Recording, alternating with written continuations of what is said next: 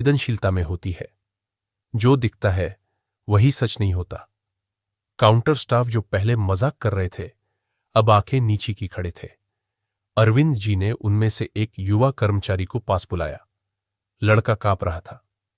बेटा, तुमने मेरा टिकट फाड़ा था, अब जिंदगी में किसी का सम्मान मत फाड़ना। ये कुर्सियां बदल जाएंगी लेकिन तुम्हारी सोच वही तुम्हें आदमी बनाती है या सिर्फ एक मशीन। और फिर लाउंज में बैठा हर यात्री आज कुछ सीख कर जा रहा था। किसी ने लिखा ट्विटर पर, आज देखा, असली ताकत वो है जो चुप रहती है और जरूरत पड़ने पर सिर्फ एक कॉल से पूरा सिस्टम हिला देती है।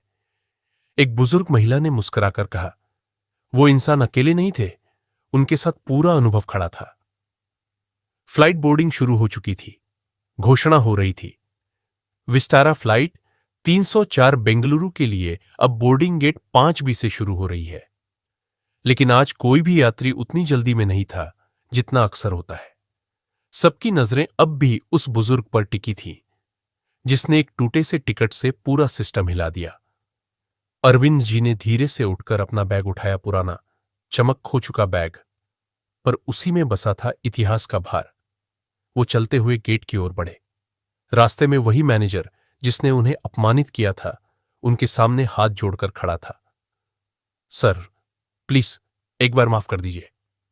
अरविंद जी रुके, उसकी आंखों में देखा और बोले, माफ कर दूंगा लेकिन शर्त पर, हर उस यात्री से माफी मांगो जो तुम्हारे शब्दों से टूटे हैं, और हर उस बुजुर्ग को नम्रता से देखो जो तुम्हारे सिस्टम की चुप बेंचों पर बैठते हैं। गेट पर पहुंचते ही एयरलाइन की सीनियर टीम उनका इंतजार कर रही थी। फूलों का गुलदस्ता, वीआईपी चेयर, सब रखा गया था, लेकिन उन्होंने मुस्कुराकर मना कर दिया।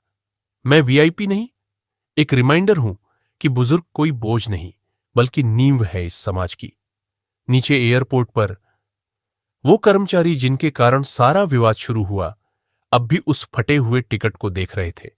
उनमें से एक ने धीरे से कहा, हमने उनकी टिकट नहीं फाड़ी, हमने अपनी सोच का पर्दा उतार दिया। इंसान की पहचान उसके कपड़ों से नहीं होती बल्कि उस जख्म से होती है जो वो चुपचाप सहता है और फिर भी मुस्कुराकर माफ कर देता है। जिसे तुमने मामूली समझा वही तुम्हारी आखिरी उम्मीद हो सकता है। इज्जत सिर्फ ऊंचे पद के लिए नहीं, इंसानियत के लिए होनी चाहिए।